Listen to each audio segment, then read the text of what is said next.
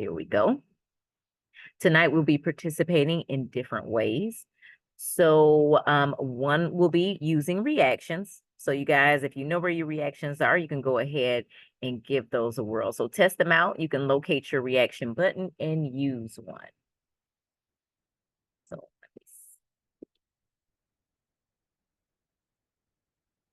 I see a thumbs up, heart. There we go.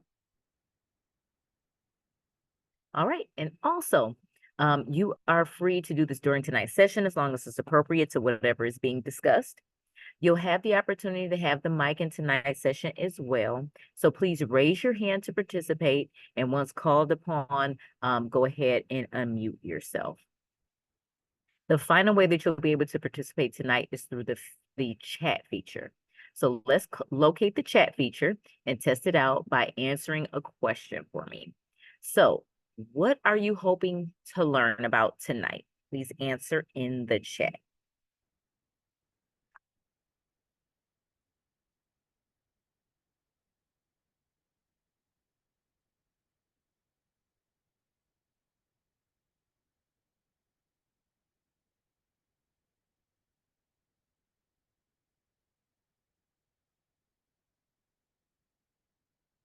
Nasher is excited to be here. Me too. Me too. We want to learn more about the senator.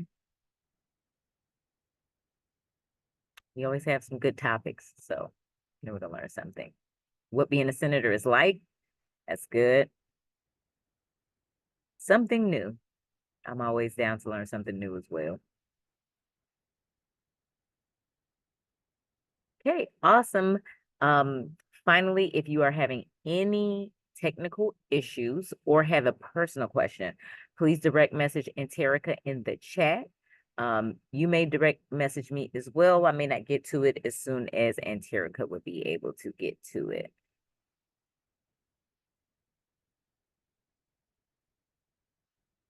All right, we are going to go ahead and get started. 1 second. So we are going to kick off tonight's event with our guest speaker, but I do want to tell you a little bit about her first.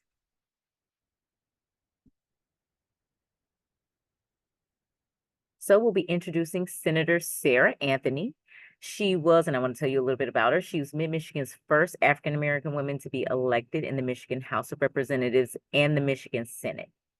In 2023, she became the first Black woman to chair the powerful Senate Appropriations Committee. Anthony was the youngest Black woman to serve on a county commission in the United States. In 2010, she began a near-decade tenure as the Deputy and Interim Executive Director with the Michigan College Access Network. She was born and raised in Lansing South Side, and she has a bachelor's degree from Central Michigan University and earned a master's degree from Western Michigan University. So let me ensure that she is logged on tonight and we will get started. Give me one moment. I'm here. You're here. Ah, surprise, surprise. So let's give a warm Girl Scout welcome to Senator Sarah Anthony. Hi, everyone. Good evening. You all look wonderful and strong and beautiful. I'm so glad to be with you this evening, and happy Friday. This is so exciting. I am so happy to be with you all. So I have to warn you. My father, I went to my dad's house to visit before I jumped on the Zoom, and he's not here. So I just let myself in. So at any moment, my dad could come in and be like, "Who's in my house?" It's me. So if you see him, he looks just like me, but he's very tall and he eats a little too much. That's how you'll know it's him. So if I do that, it's because my dad's coming in. But thank you for allowing me to share some time with you today. And thank you, Dana, for the amazing introduction. I love that it was really, really short. Like, that's exciting to me because I want to spend more time talking with you all. So as she mentioned, my name is Sarah, and I am a state senator, and I am from Lansing, Michigan. Now, Lansing is where the Capitol is. And I hope if you have not already come to visit the Capitol, that you come to the Capitol and do a tour, because that building is what has been in my community for years and years. And in many ways, that building inspired me to run for office and to be a state senator. Because when I was growing up, about your age, I would go into the Capitol and, my parents would drive by the Capitol, but I didn't know what happened in there. I didn't know that the people who were working in the Capitol, mostly men, were deciding so much about what would my life be like. They were making decisions about the books we would read in school. They would decide which schools got what, which schools got how much money.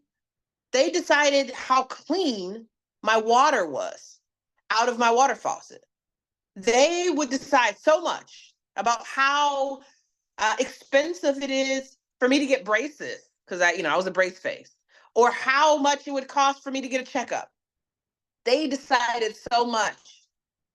But one day I did a field trip at the Capitol and I looked around, and there's lots of big portraits of governors and senators, people who have been there back in the old days. Like, this is before the 70s. That's how old the days.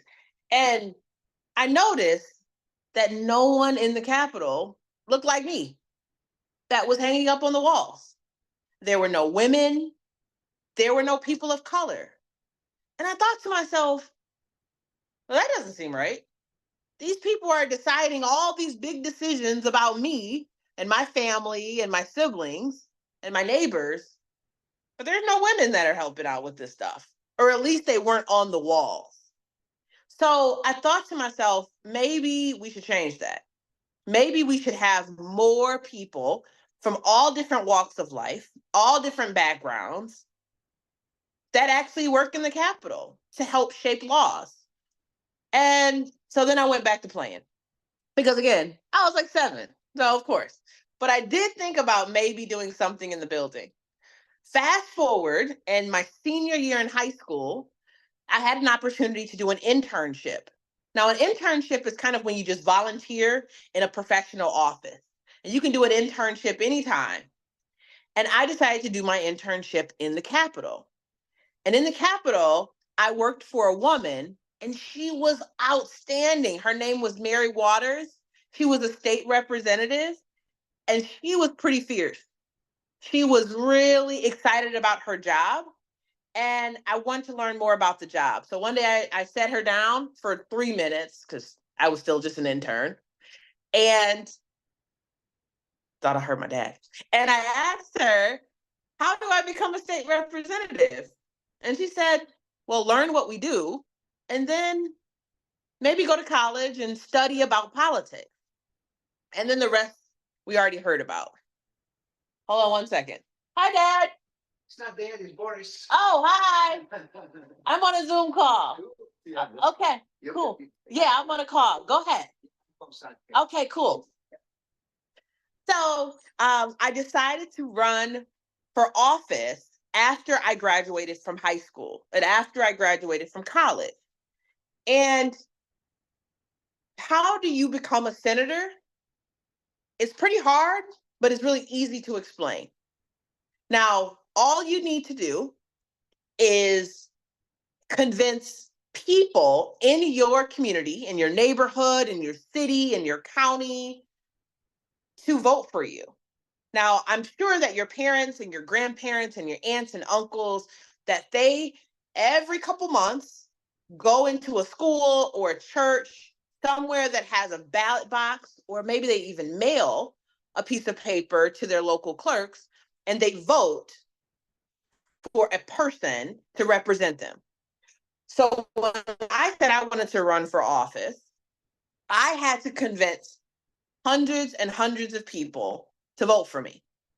So I knocked on doors, and I would say, hi, my name is Sarah Anthony.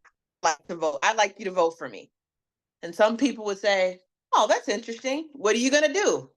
What are you about? And some people would say, I'm not interested. And they'd shut the door. And some people would say, nah, I don't want to vote for you. And then they shut the door. And some people would like, yes, absolutely.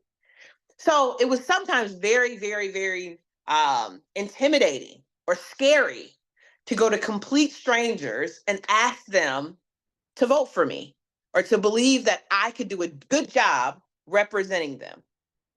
The first time I ran for the school board. Now, this wasn't something you heard about in my bio. Did anybody hear that I was on the school board in Lansing? Nope. It's because I lost. I knocked on so many doors. I sent mailings. I put my name on big flyers and big yard signs, and not enough people voted for me. And I cried and I was so sad. And I was like, oh my God, everybody in town hates me. They didn't want to vote for me. And then I said, I'll never run for office again. I never want to do it again. Well, there was too many people in my community, lots and lots of women, who said, we think you should keep running. We think you should keep trying because you have a perspective, you have a viewpoint that people need to hear about. And if you want to get into that big Capitol building and change the pictures that are hanging up, you may not always win everything, but you should keep trying.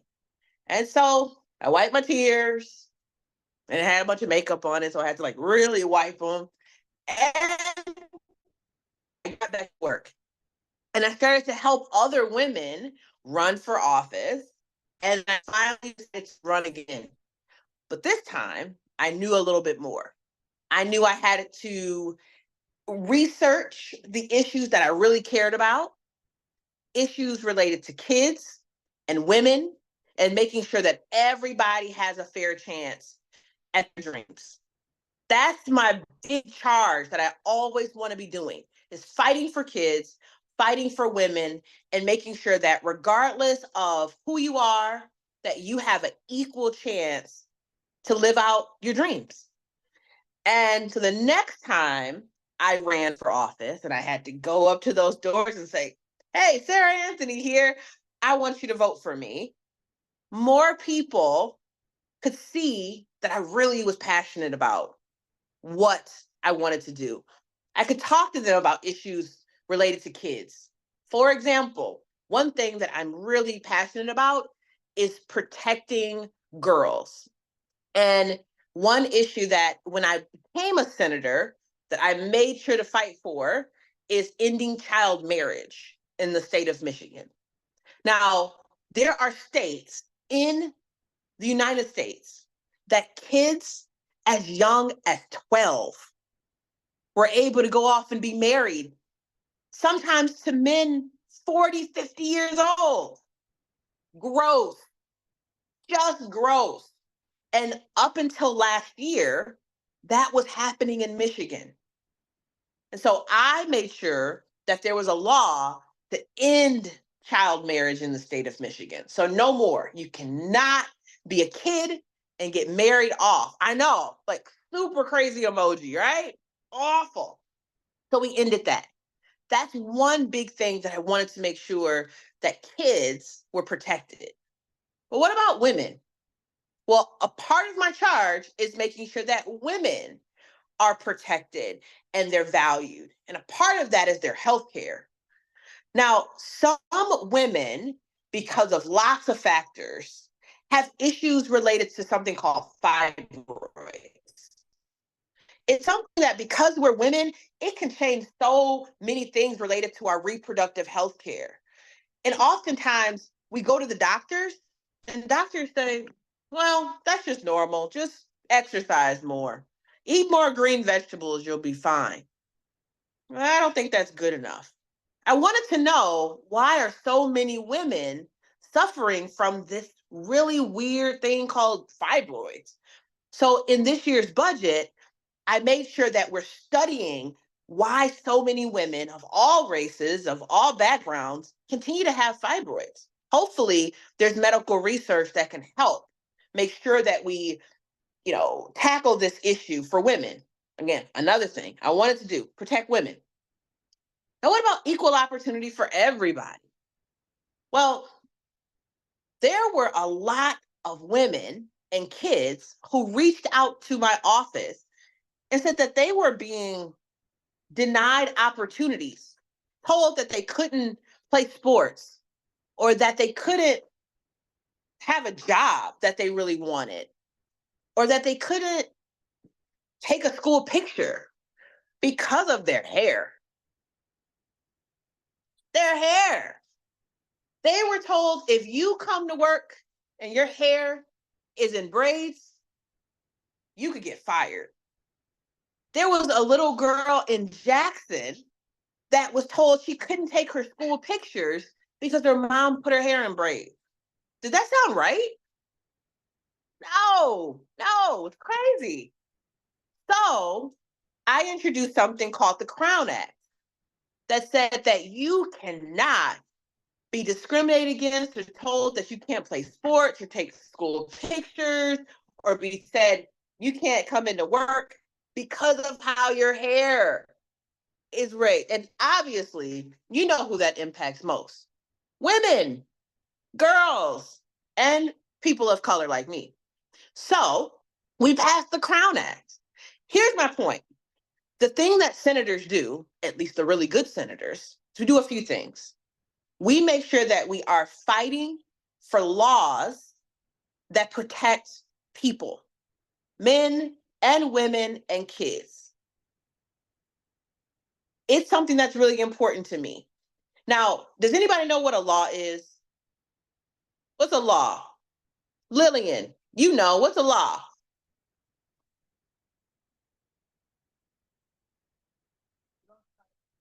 Go ahead and try to unmute. You know, unmute. Let me go ahead and unmute you here. Oh, there we go. A law is a rule that citizens have to follow. Yes, exactly. That's the perfect definition. A law is a rule that every citizen has to follow. So, like, that's what I do. I help to make the rules that everybody in the state has to follow. Now, I talk to a lot of kids and I'll ask them, well, what's some rules that you'd want in Michigan? I've gotten some really good ideas from kids, by the way. One idea, I don't know how I'm going to pull off yet, but a young woman here in Lansing, she was 9, she said that she wanted a rule that if kids got straight A's every year in elementary school, they got a puppy. Now, look, I don't know how we're going to pull this off. Kara, you like that? I see. You're like, yes, puppies for kids with good grades. Listen, we could do it. We could pass that law, all right? Here's another idea that I heard from a young woman in Muskegon. In Muskegon, the young woman said, if there's anyone that needs a home because she sees so many people in her community that don't have a house, they may be laying on the street or just for whatever reason, they don't have a place to stay, that the government, the state of Michigan, makes sure that they receive a free home. I thought that was a pretty good idea. Ending homelessness in the state of Michigan, right? Now, lastly, there was a young man, because I don't just talk to girls, right? I also have to talk to boys. So there was a young boy in Battle Creek, and he said he wanted to have a law that there was no more speed limits, that he and his dad could drive 100 miles an hour anywhere they wanted to go. I had to tell him, I don't think that's a good idea. Right. Like, no way. Right. So even in the Senate, there's some laws, some rules that people in the Senate want me to vote for. Free puppies for kids who get good grades? Absolutely. I'd vote for that. Ending homelessness, giving everybody a house? I'd vote for that too. Getting rid of speed limits? I think I'd vote down. I don't like that one, right? No, I don't like that. So as a senator, I not only put my ideas forward, but I also listen to other people's as well.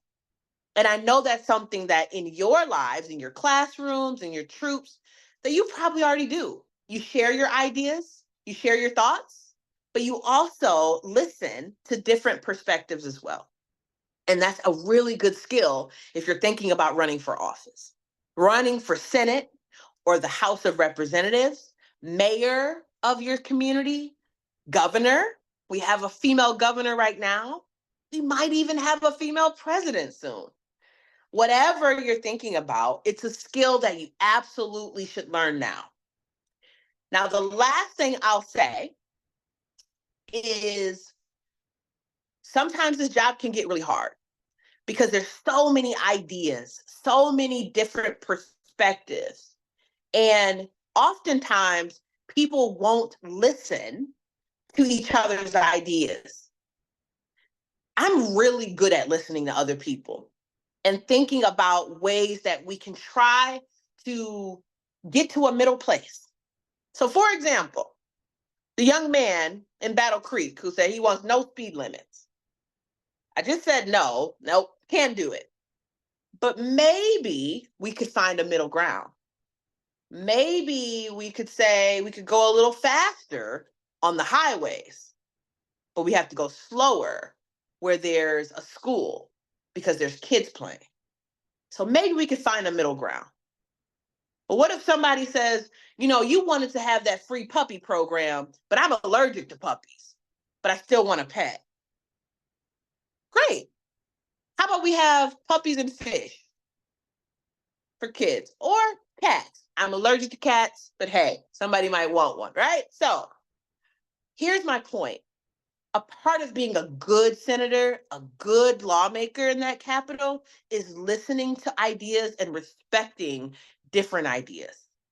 Because when we respect each other and we listen to each other and work really well together, we make really good rules for everyone to follow. So the last thing I will say, because I don't want to be too long, I know you guys have a long Zoom ahead of you, is you should think about a career in public service. We need more strong women leading in politics. Why? Because women know how to make good rules. We know how to make good laws that impact other women and girls, our brothers, our dads. They need strong women making big decisions around the laws that are in our state. So you should think about running for office. You should think about running for president or governor or senator. And I hope you do not forget about this Zoom. I hope you don't forget about me too, because I'll be real old by the time you actually think about getting in there. But just remember that someone encouraged you to run for public office. There are statistics that say that women have to be asked 7 times before they decide to run for office. Can anybody guess how many times men have to be asked to run for office? Just hold up the number of times on your hand. How many times do you think men have to be asked?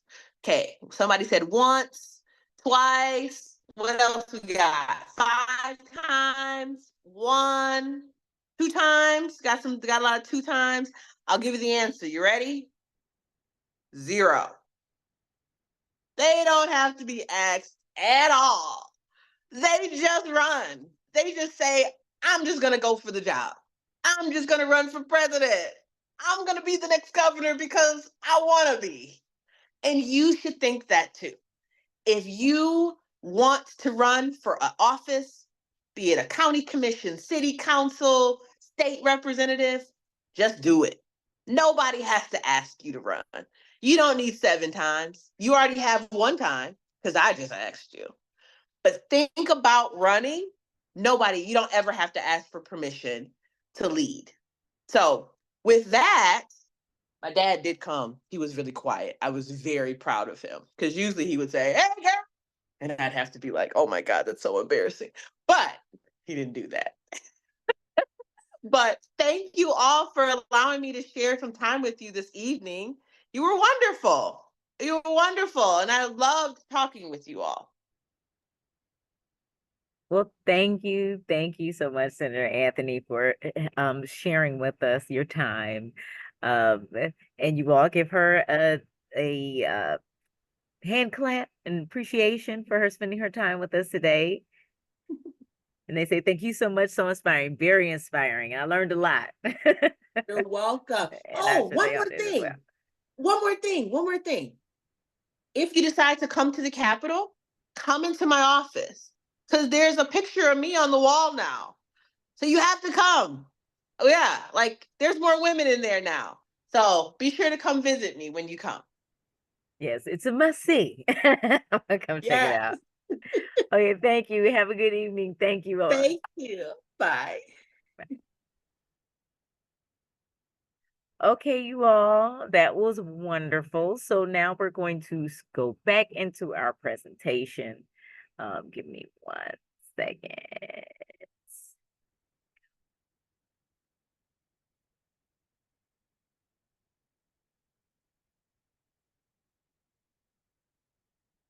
All right. Are we all set, Auntie Erica? Okay. So one of the things that she talked about was the Crown Act, which we know you guys have, if you've been in the Friday Night Lives before, we have talked about that a few different times in a few different ways. So she was actually recognized by the Michigan Civil Rights Commission for her work on that Crown Act. And Crown stands for Creating a Respectful and Open World for Natural Hair. And that's that act. So she originally introduced the act to the House of Representatives in 2019 and again in 2021. But the act was not passed through the Senate until 2023 and officially signed into law June of 2023. And Michigan was the 23rd state to pass the Crown Act. And that leads us to tonight's topic, which is the Michigan Civil Rights Commission. So how many of you, let me go back there, sorry. How many of you know anything about the Michigan Civil Rights Commission, or that we even had a Michigan Civil Rights Commission? You could raise your hand or put something in the chat. So I'm wondering how many of you all knew. So I see, okay, so some people knew. All right, great, and that's great because a lot of people don't know that we have a Civil Rights Commission.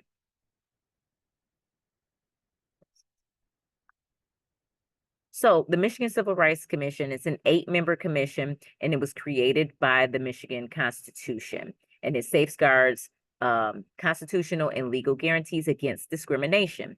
Now we have the Michigan Civil Rights Commission, and then we have the Michigan Department of Civil Rights. So the Department of Civil Rights is the operational piece of the commission. So they're the ones that carry out everything that's needed or the actual activities of the commission.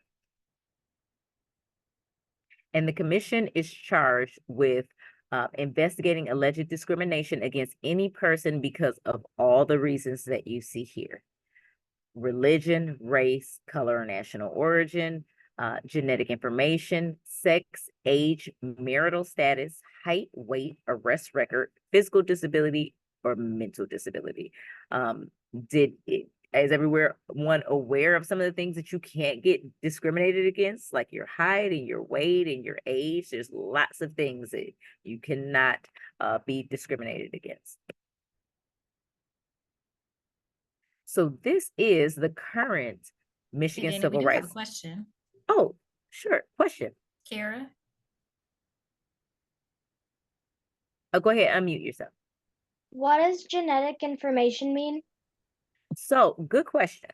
So genetic information is whatever is in your tests, like your DNA, your chromosomes. When they like take your blood at the doctor's office, they can get a lot of information, say from your blood, that tells you about your DNA. You can't be discriminated against for whatever is in all your genetic information.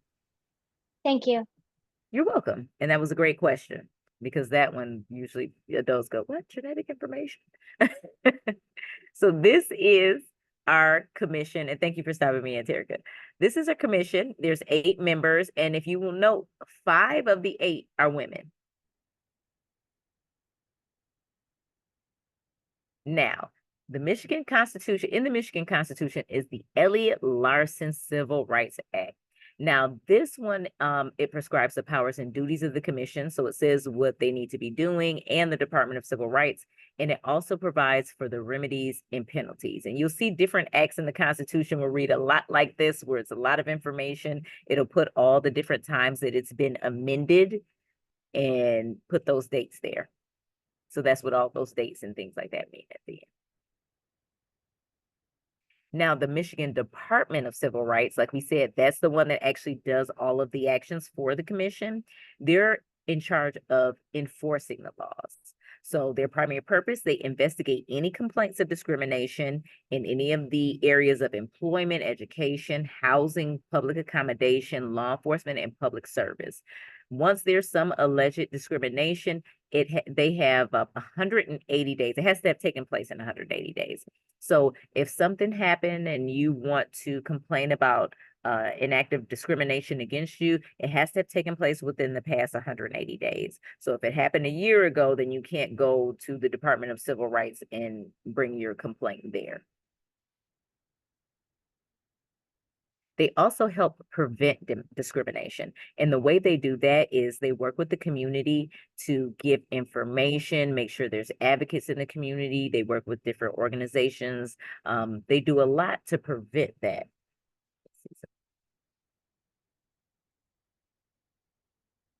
And they also serve the community. And the ways that they serve the community in MDCR, you'll see that stands for the Michigan Department of Civil Rights. They support diversity and inclusion and serve the needs of specific residents. So there are two laws that the Department of Civil Services, it's enforced by two laws. It enforces two laws, excuse me, the Elliott-Larsen Civil Rights Act that we noted earlier, and also the Persons with Disabilities Civil Rights Act, Public Acts 1976. And if you're ever wondering where the locations are for the Michigan Department of Civil Rights, they have a Detroit office, and in the Detroit office is also their division on deaf, blind, and hard of hearing. They have a Lansing office, which makes sense, it's where our capital is, and a Grand Rapids office. So there are 7 divisions within the Department of Civil Rights, and we'll go over those. So ADA compliance, so what ADA stands for is the Americans with Disabilities. So the American with Disabilities Act of 1990 is what they base this division off of. And so this is basically the state ADA coordinator. They carry out duties that, and this position is designated by the governor. So when you're thinking, and I see 2 questions, when you're thinking of different positions and things that you can also do, there's positions like this, like to be a state coordinator that's appointed or designated by the governor to work on to help assist with Americans with disabilities. We'll go with Anna and then Kara. Anna, question? I just wanted to know, is ADHD a disability? Because I have ADHD. That would be considered, yes, disability. Thank you. Kara?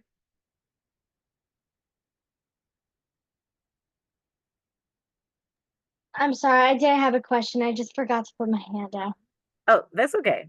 Within the ADA compliance office, they also have, this office also administers the Michigan Service Animal Registry. And this is a free registry for anyone that has disabilities and has a trained service animal. They can register it for free with the state. And so, and this is voluntary, they don't have to. This is designed to ensure that there's legal right to access businesses, schools, and other public accommodations. So when you see someone with a service animal, they may have them registered with the Service Animal Registry, or they may not. So another division of the Department of Civil Rights is community engagement. And community engagement is responsible for doing partnerships and different initiatives. And some of the ones that they have now is cultural competency. They have a crisis response team. They have Michigan Alliance Against Hate Crimes, and they have advocates and leaders for police and community trust. their contract compliance division. So anyone that's doing business in the state has to, they're legally required to comply with Michigan's anti-discrimination laws. So that's what contract compliance is responsible for, that division. Another division is the division on deaf, deafblind, and hard of hearing. And this concentrates on helping to improve the lives of those citizens in the state of Michigan. Diversity, equity, inclusion. They offer toolkits and resources. That's another division that you can work within the Department of Civil Rights. They have 7 divisions total. Another one is education. So when we're talking about educating citizens on the on discrimination, on how not to discriminate, the education division of the civil rights are the ones that create some of these trainings. And the last division that we're going to talk about is enforcement and investigation. So this is the one, if you have a complaint that you have been discriminated against. And again, we talked about what's called the statute of limitations, which essentially is you have 180 days from the incident to file a complaint with the state of Michigan. And so the one thing that they stress is that a complaint is not a lawsuit.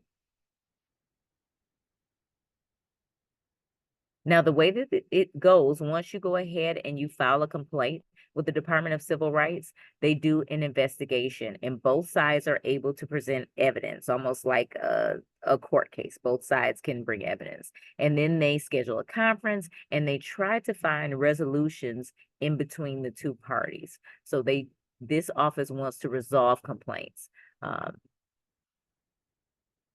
between two parties.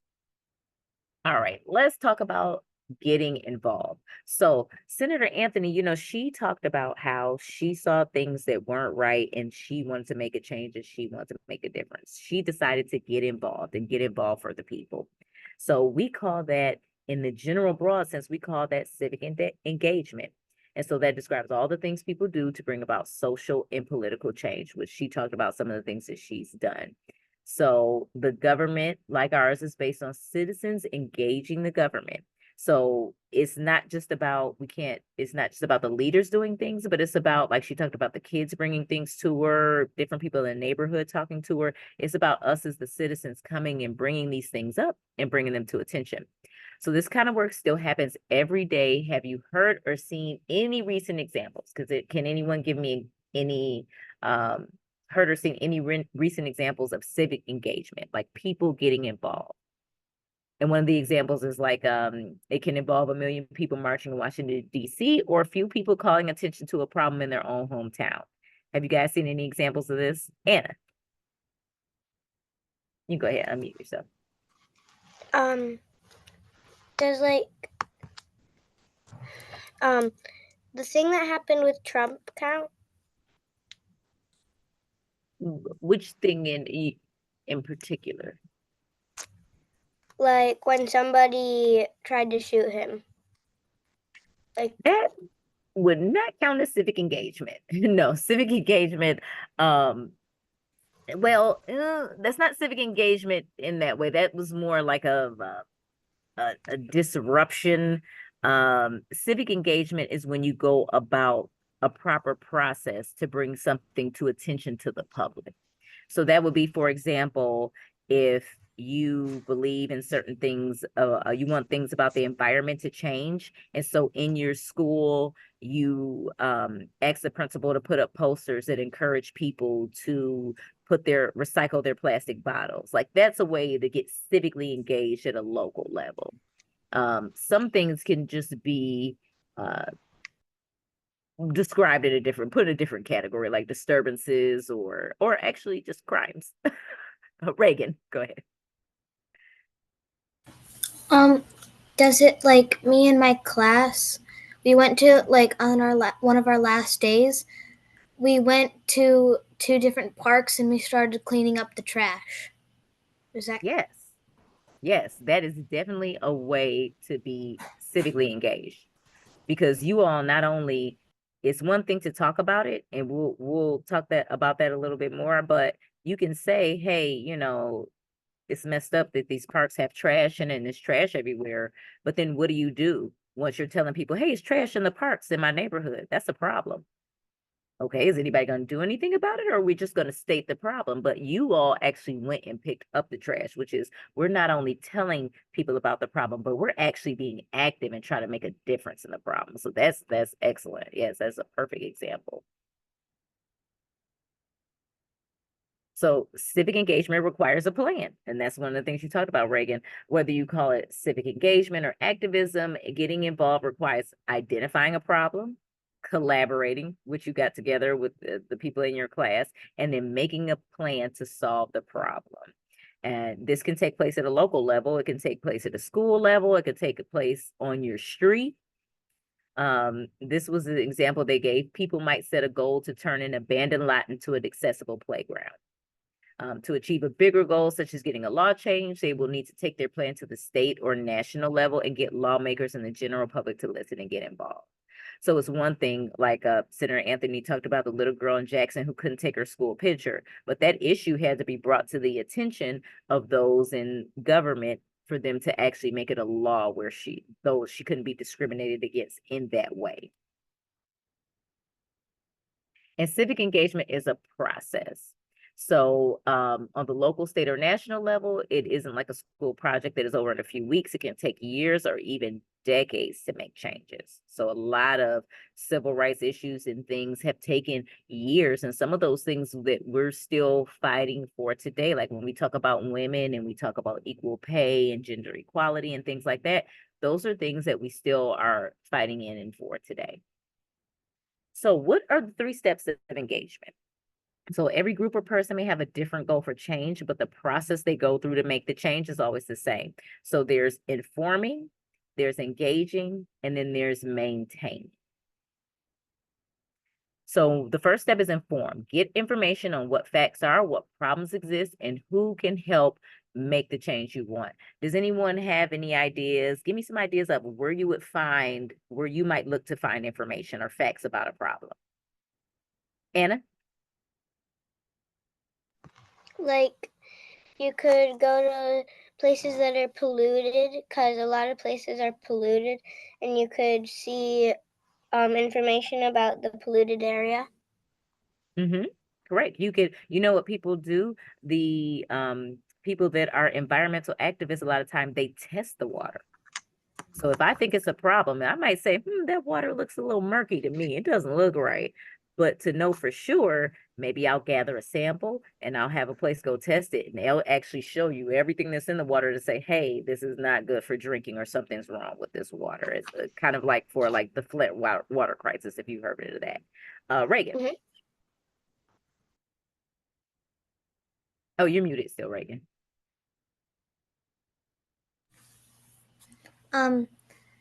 Maybe like you could go to like just like walk around your neighborhood and see if there's any trash, and then like maybe like try to do like help like and pick up the trash, and then try to like not like drop trash everywhere and put it in the trash can.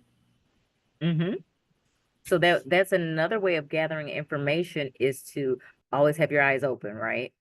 So it says if we want to get information on what problems exist, it's about not just looking at what's in front of me, but looking at the whole world, because it's not just maybe about what problems that I may see that may affect me, but maybe what's affecting my neighbor, what's affecting my cousin, or people all over the world. So it's about keeping our eyes open and being empathetic to what problems may exist in general.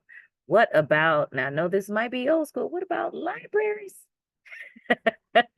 I know everybody uses the internet now, but we have the internet. That's another source of information. But again, when we're using the internet, we have to make sure we always checking the source, making sure our sources go to a trusted source. And going to the library, that's, I always advocate for that. That's a great place to go to find information and find about more about a problem that you think might exist, but maybe you're not sure, maybe you want to learn more about it. So there's a lot of different ways. Talking to people, you guys can talk to your parents, you can talk to older siblings, you can talk to your grandparents to say, hey, what problems did you see that you were really passionate about when you were growing up, and ask them, do you see those problems still today? You know, that's a good question and a good way to get some information.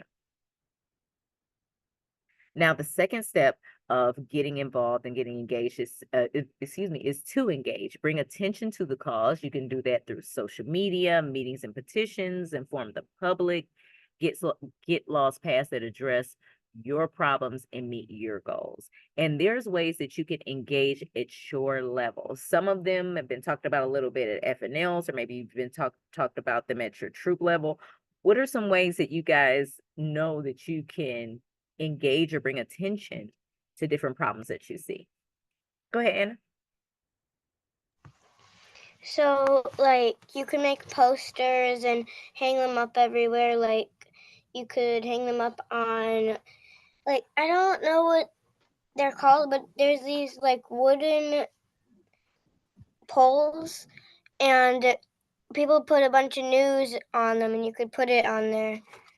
Yeah, and you could just spread signs, and you could hold up a sign, like, peacefully protest. Yes, yes, that's definitely a great way. Those are different ways that you can get the public informed. Grace. For my Girl Scout troop, we made like not gift kits, but like put so like hmm. So we just made like necessity bags for like homeless people to help give them what they would need. And we were like just giving them out to like to homeless people to help them, and if people saw us, maybe help them see that they can help too. Absolutely, absolutely, yes. So again, that's that part of civic engagement, is that not only identifying a problem, but then you guys decided, okay, hey, we're going to be a part of the solution. You know, whatever level we can do it on, we're going to pack up these care packets, and that's great, and distribute them to the homeless. And again, like you said, people witnessing and saying, hey, what are those Girl Scouts doing over there? Like, oh, and then they come and they engage and they learn, and now you're informing the larger public about an issue that you care about. Anybody see what Anterica put in the chat? Highest award projects. That's definitely a way to, that's a great Girl Scout way to get the public aware about problems that exist. Because you know what happens, what I'm seeing now is different girls that have done their gold awards is going on social media. They do a little video. It's a story about what they've done, and people are sharing it on all these different social media platforms. So that is another great way to take something you're personally passionate about and actually bring some attention to it. So those are great ways. And then the third step of engagement is to maintain. Again, we've talked about this before, that big changes take time. So continue to fight for change by keeping it informed and staying focused. One success can lead to another. So if it's something that you were passionate about, and you're still fighting, you haven't seen the change happen yet, but you're still fighting for it, what are some ideas? What are some ways that you can encourage yourself or encourage the group that you're with fighting to make these changes, to maintain and stay in the fight? How would you guys stay kind of motivated or inspired? Keep fighting. Grace? We could make cards to encourage each other. That's a great idea. Cards go a long way, right? Because that's something you can go back, and when you are in a tough spot and you feel like, man, what I'm doing is not really making a difference, you can go back and look at that card and say, okay, now I'm encouraged. Maybe a friend telling you, well, remember when we gave out those kits to the homeless, remember that one man that was just so appreciative of what we did, and he was really thankful. And it's like, oh, okay, yeah, I remember that personal story, and that really touched me. That encourages me to keep going. Reagan.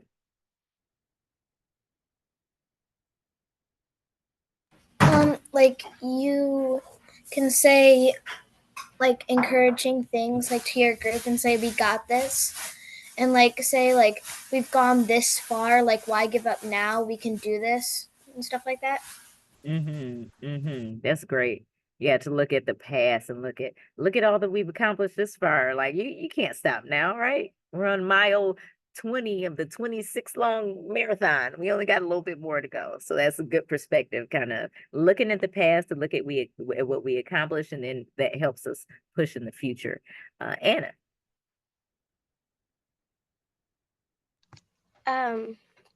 So like you could like make sure that there's somebody always supporting you through when you're going through the things that you're doing, like because you don't want to be doing it all by yourself. You want someone helping you and through it, and you have to make sure that you're helping that person through it too. So basically, you're just helping each other and not letting each other down. That is awesome. Yeah, when people are advocating for change, basically trying to make change, there's different positions that people can take. And one of those positions, Anna, is considered like a helper or a supporter of the people that are really in it. So say you're one of the people and you're constantly writing letters to your governor, you're constantly writing letters to your senator, you might get tired. And the helpers are there to say, hey, stay in the fight. Do you need some help? What kind of support do you need? Or they're there to help. And that's a very important position. Any positions that are within a group trying to make change, they all serve different purposes, and they're all very beneficial to getting things done. We can't have any of those positions miss. So that's great. Yeah. So let's talk a little bit about a couple of the movements. Let's talk about some things that occur with women. So not so long ago, and I know that probably many of you know this, but if you didn't, women in the United States had no political or social rights. So, for example, they're not allowed to vote, own property, attend college, or choose to be doctors or lawyers, which is crazy because it wasn't that long ago. So in 1848, the first Women's Convention met to discuss the need for change, and that's what grew into the women's rights movement. Many years, women worked to educate the public and get support and pressure lawmakers, all the things that we talked about. And then finally, they got the right to vote with the 19th Amendment, which was passed in 1920. But Black women still would not be able to actually vote until the Civil Rights Movement. So it's like continuing to have to fight for certain things. So in the 1960s, women rights leaders, they focused on securing a woman's right to privacy and on equal opportunities for women at school or at work. And that's, for example, the Equal Pay Act of 1963. So you see, we went from 1920 to 1963, still working, still working. And that promised equal pay for equal work, which is something we're still fighting for. Employers were prohibited from discriminating based on gender. They also could not discriminate against women who were pregnant or had young children, because that was also another way that some women experienced discrimination.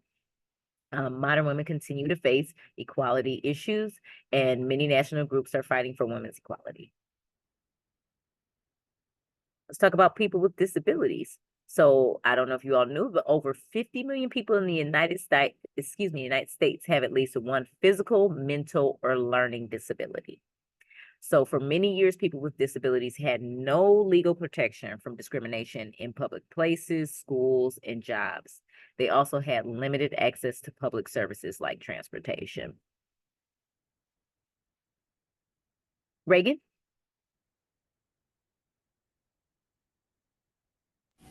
I have this girl at my camp that like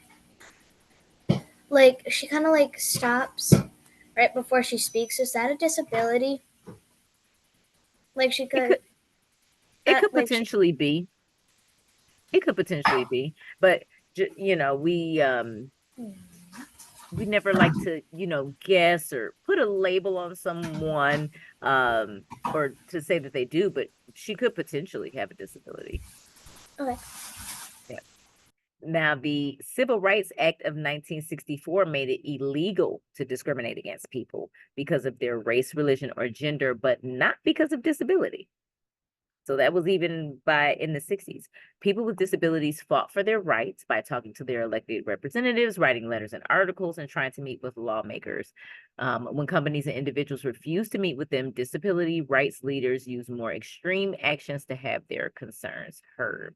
And so this is one of the things that we want to note, that even if certain civil rights only affect a certain population and they don't affect us directly, we still want to keep our eyes open and be empathetic and consider what everyone else has to go through. So these different groups of people, they had to fight to bring attention to their issues, but what assisted them is that they had allies to help them.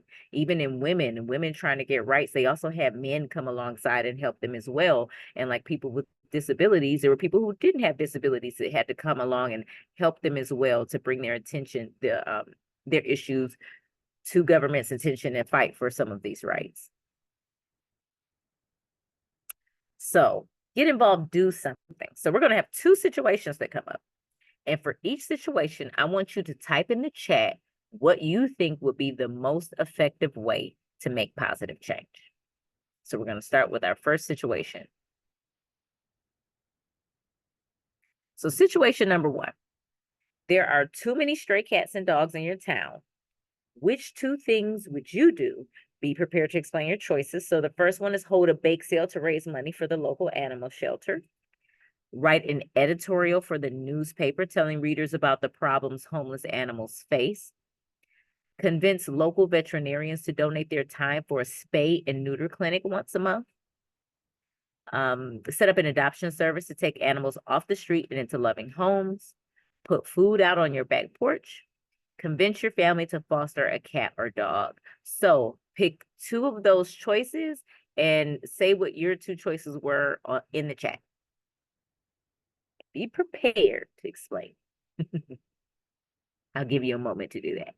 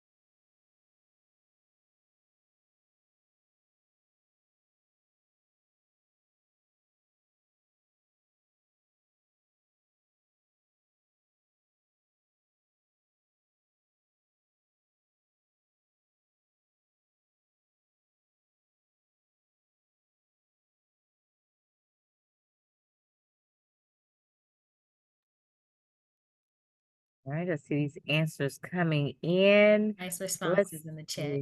Yes. I want to, Allie, are you willing to share why you picked 4 and 3?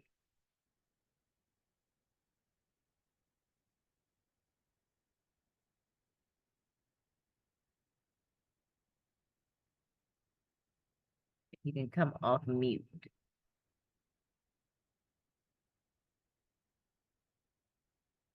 Let's see. Well, we're waiting on Allie to see if she wants to share. And you can just direct message me. If you don't want to share, just direct message me and say no, thank you. And then I'll know you don't want to share. You don't want to come on the mic and share. Sienna, are you willing to share why 5 and 3?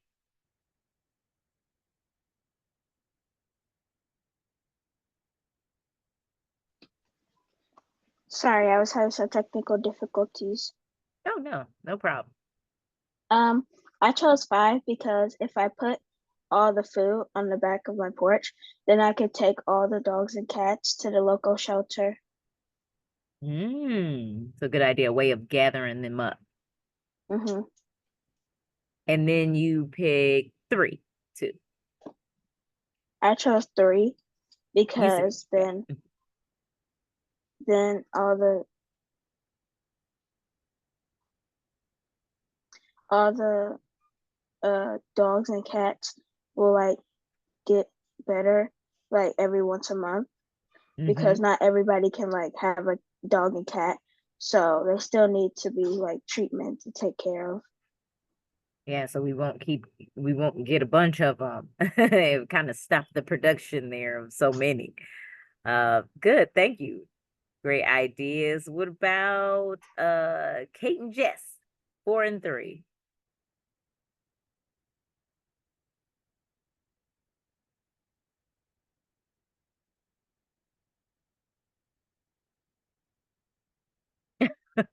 Okay.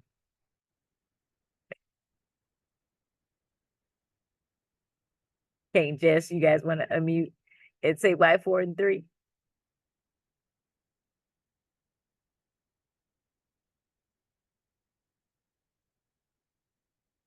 Okay, well, we wait on them rain.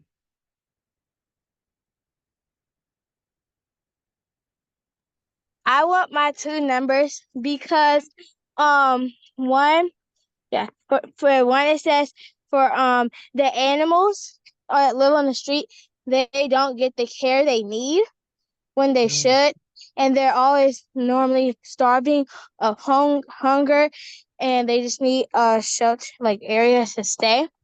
And then put food for number 5, put food out on your back porch is so if someone's in a hard time and they live in a house and they need food, you could put their food there for them, and then they can have food to at least like help them out and give them more, like a lot of food to help them survive just in case they're in a situation like a hurricane, because at my camp they were talking about hurricanes and stuff happening, and where they couldn't, like a lot of houses got destroyed to the point they didn't have food or water to survive. So that's why I chose 4 and 5. Oh, awesome. So it's about making sure that they get to loving homes and actually loving people that are there to provide food and get them into good homes. I love it, Rain. Thank you. Anna, you chose Well, 1 and then you changed it up. Did you one? Oh no, you meant 4. What 2 choices did you pick? yeah. So I chose 4 because adoption doesn't always have to be super expensive. Sometimes it doesn't even have to cost any money. And if like you need a special support pet, you can get it from adoption, and so the pet could also have a home and you could be safe. So you could both be safe. And then 2, because then if I put newspaper stuff in the newspaper, other people would probably spread it, and they could like put posters up about it. They could do some other stuff that they think would be good. So if I put stuff up about it, other people would notice it, and they would also probably put stuff up about it. Got it. Got it. I love it. Pushing how adoption is mutually beneficial. It's not just beneficial for the animal, it's beneficial for the person that adopted. And also that putting that editorial piece to bring the awareness. So then you have other hands helping you to solve the problem. Reagan. Thank you, Anna. Reagan.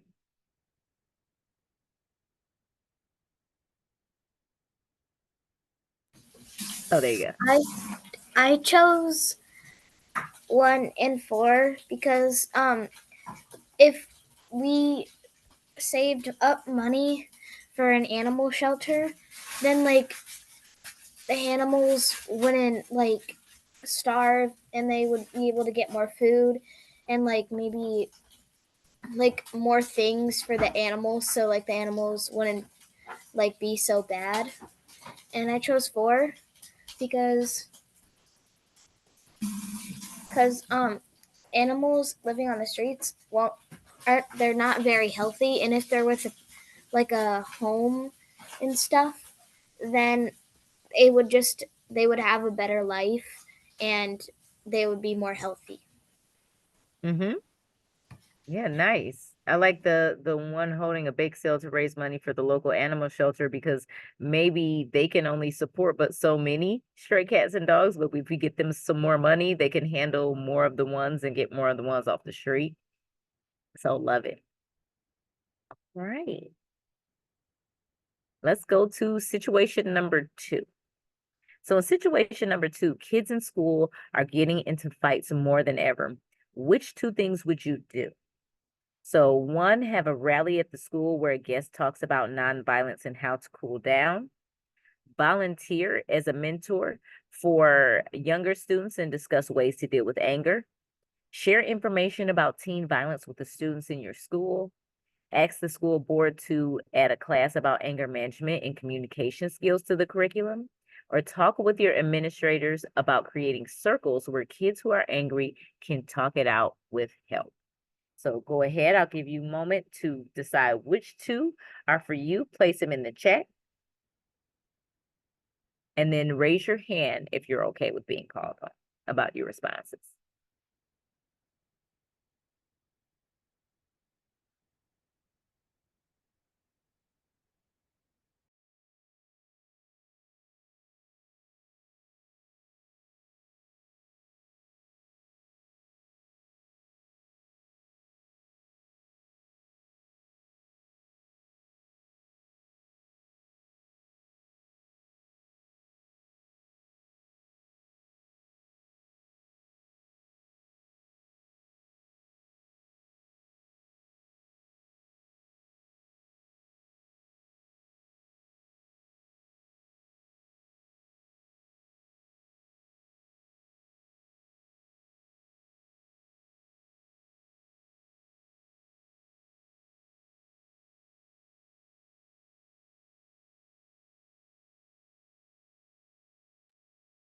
It looks like we have a lot of answers coming in.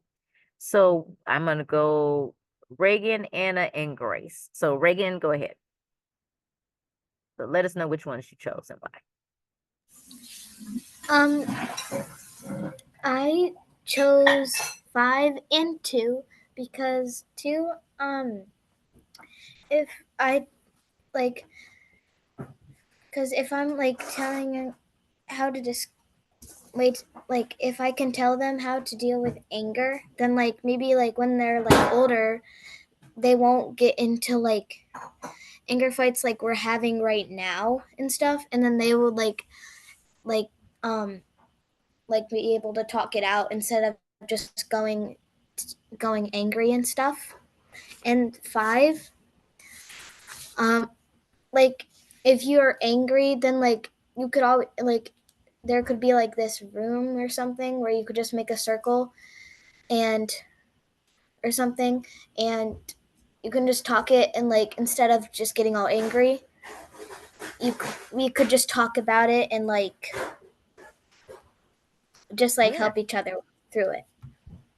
Yeah, no, those are great because volunteering as a mentor for younger students, a lot of times kids will listen to their peers. You listen to one another and you guys can you'll be more open sometimes to listen to ideas. Well, how did you get through this situation? Or what was it like for you? And they might ask you those questions and you can help. And then also having some type of space away to be able to kind of I'm angry, but let me get some space to relax and maybe talk to someone in the school, like an administrator, and they can help me talk those things out. Great ideas. Anna, what were the two you picked? So I chose 4 and 2 because if you ask the school board and they say yes, then they don't have to take the class, but they will but the people will try to push them on doing it if they have anger issues, and it will just be a big help. And 2, because if you volunteer, a lot of people that if you volunteer as a mentor for younger students, like a lot of them will look up to you and they'll think, oh, I want to do what this girl is doing. It sounds very cool. Mm-hmm. Mm-hmm. Yeah. I think those are great ideas as well because having that class available on anger management and communication skills, it's a way that shows that, hey, the school cares that these are issues. And then here's an opportunity for you to learn how to manage it better and for everyone. So you could be helpful to a friend, even maybe if you don't struggle yourself with anger, but maybe you're interested in helping others. You want to be a mentor. So that a class would be an excellent way for you to be able to share information and help others. So no, I think it's a great idea. Thank you, Anna. Grace. Thank you. Welcome. So I chose 4 and 5. I chose 4 because if you ask the school board to like add a anger management class, it can help the kids from preventing like more fights. And like if you just sometimes like most of the times when you talk something out, it makes you feel better. So it can like prevent anything from happening. And I chose 5 because if you talk like with your administration, they for the most part they probably will make a circle. So, and like I said, like talking it out sometimes can just it can make you feel better. So that's why I chose 4 and 5. I love it. I like what you mentioned about prevention. You know, a lot of times some of the things that we do or they could even happen in schools might be reactive. Like now we have the fight or now we have something that negative happened that we didn't want to happen in the school. But if we have this class, this is educating people and it helps to prevent problems rather than waiting for them to happen. So I love that. Thank you, Grace. Rain.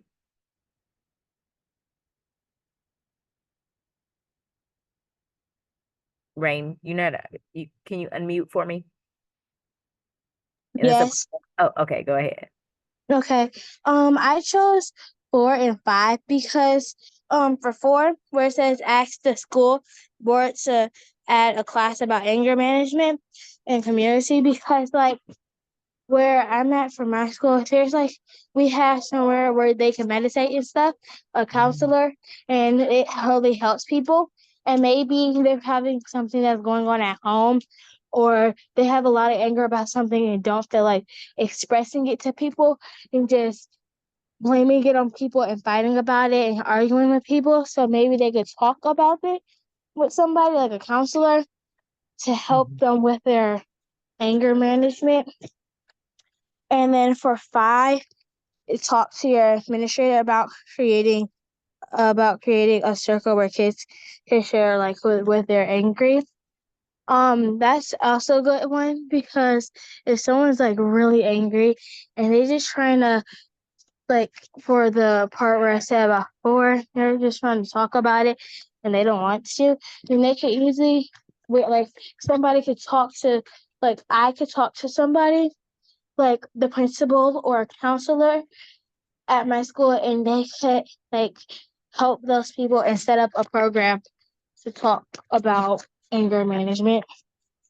That is awesome. Yes. I love if a school has places where you can meditate in quiet spaces. That's wonderful. I'm glad that more schools are doing places like that. Do you know that even some people's places of employment or workplaces have places that you can go away quietly and meditate or have a quiet space? Because it's not just beneficial for kids, it's something to keep and it's beneficial for adults as well. Everybody sometimes needs to take a moment or to even have that availability says that there are people there that care. So thank you all. So now we're going to have a little quiz time. So these are going to be true or false, and put your answers in the chat, true or false, and we'll go over the answer.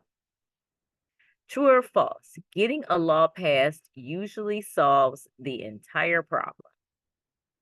True or false? Go ahead and put your answers in the chat.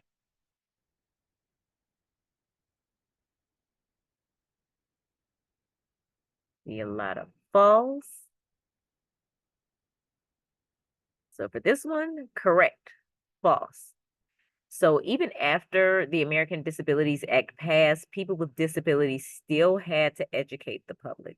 People often weren't sensitive to the needs of people with disabilities and did not understand how to make proper accommodations. So a lot of education was still needed. So you guys are correct. True or false? Even after changes have been made, it can still be necessary to watch for problems.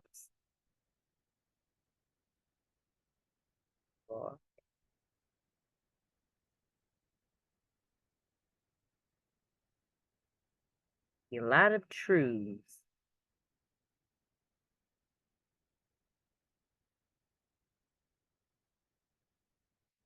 True.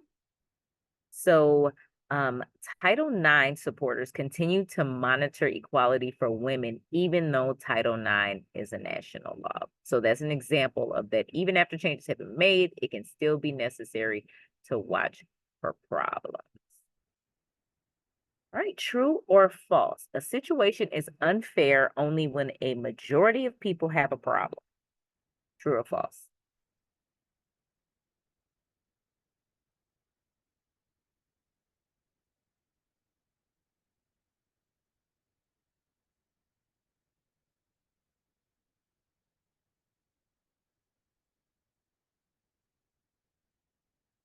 Some questions. I see a little back and forth on this one. I see some truths. I see some falses.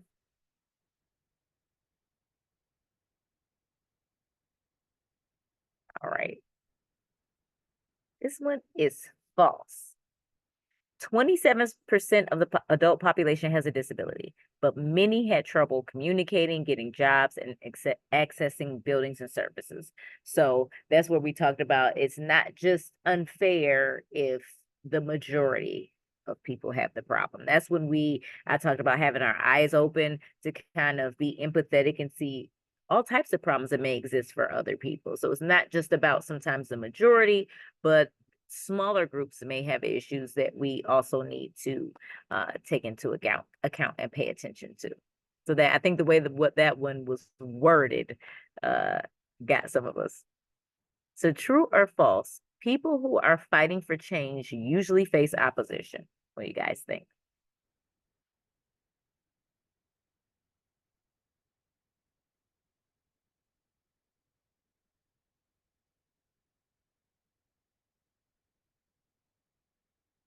Anna, you had a question? What is opposition? Oh, opposition? Mhm. Opposition is something opposing you, something in the way. So that would be something that's stopping you from doing something. Okay, thank So, you. yep. Good question. And the answer to this one is true. Many people oppose equal funding for women's sports and believe treating women's teams equally would hurt men's teams. So you never know where opposition is sometimes gonna come from. But a lot of times we think, oh, this should be simple. People should agree with what we think, but that's not always the case. And so kind of when you're fighting for changes, whatever changes you're fighting for, just know that you're probably gonna run into some opposition of some kind somewhere in your process. True or false? People must take action to get lawmakers' attention.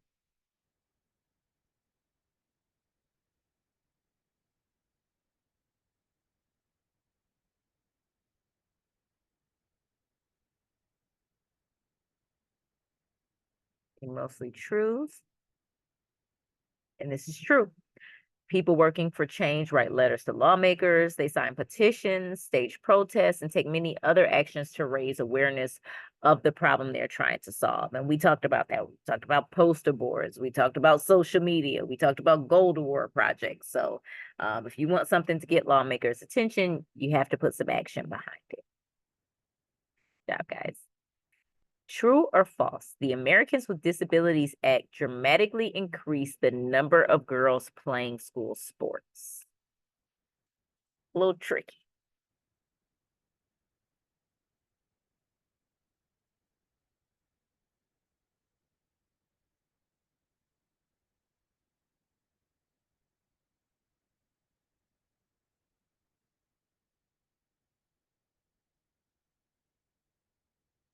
This one is false. So wrong law. Title IX is the law that deals with equality in sports and extracurricular activities. So that one, they were trying to trick you up there with that one. True or false? Just because change is enacted doesn't mean everyone accepts it right away. What do you all think?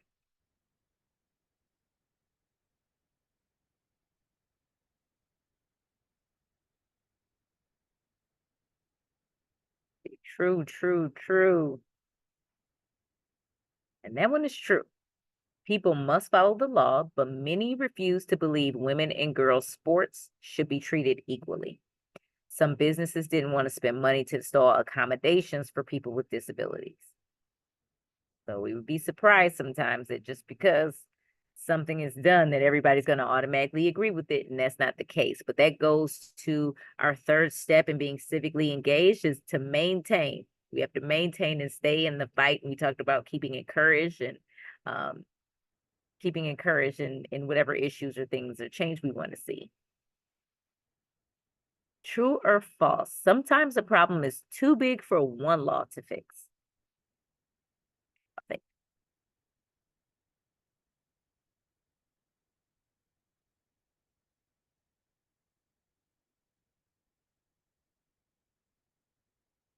True. So the American Disabilities Act helped many problems those with disabilities face, but it didn't address access to education. A new law known as IDEA took on that issue. So yes.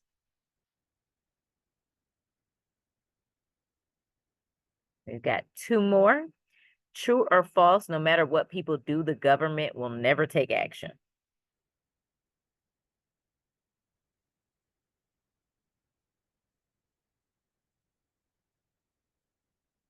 Now that sounds rather pessimistic, doesn't it?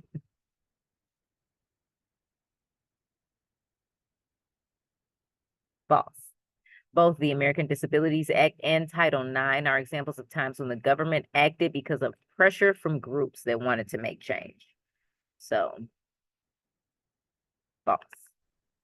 And last, true or false, thanks to Title IX, people with disabilities face fewer barriers and less discrimination. I think they're trying to trick you up again. True or false?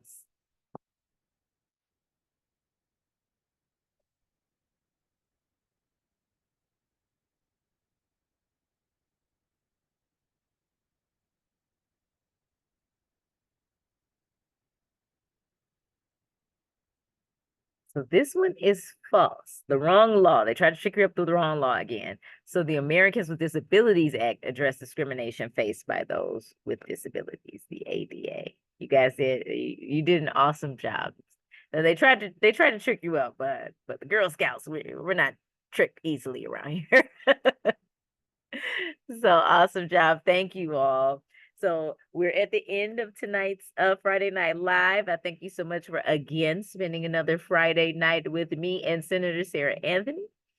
So now it's time for our survey. So the survey links are going to be popped in the chat. And Terragon's going to pop the survey links in the chat, and they will also be emailed to you as well. So I'll give you a chance to snap that QR code if you want to. If not, they will also be placed in the chat, and they'll be emailed to you afterwards. Annie, you have a question? I know I say this every time, but it just really makes my day every time. Well, I really like it. And you can tell me every time. I appreciate it. Thank you, Anna. And to let you know, the next two, and these are the last two. So we have one August 23rd with Samaya Sheik, and she's the head of engagement of appointments in the executive office of Governor Gretchen Whitmer.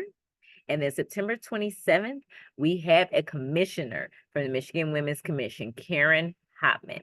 And so those registration links will also be placed in the chat. So please, you all register for those final ones. And did we have any questions before I end tonight? If you don't have any questions, then you all have a fabulous Friday night. Have a wonderful weekend. Enjoy the sunshine. And I will see you at the next one. All right. Have a good night.